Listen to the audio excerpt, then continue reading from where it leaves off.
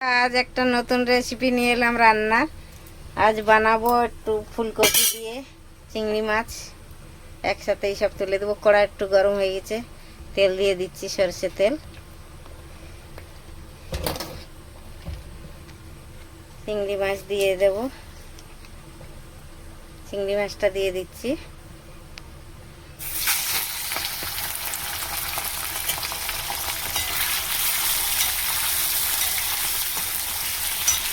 এটাতে আছে ফুলকপি, আছে একটু আলু, পেঁয়াজ আর টমেটো দিয়ে একসাথেই দিয়ে দিচ্ছি সব।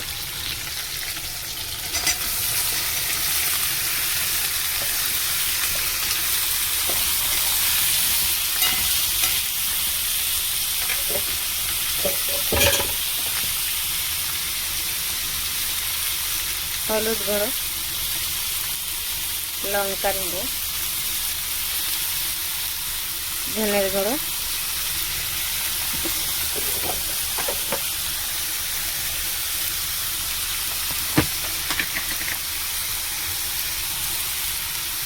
পরিমাণ মতো নুন দিয়ে দিচ্ছি।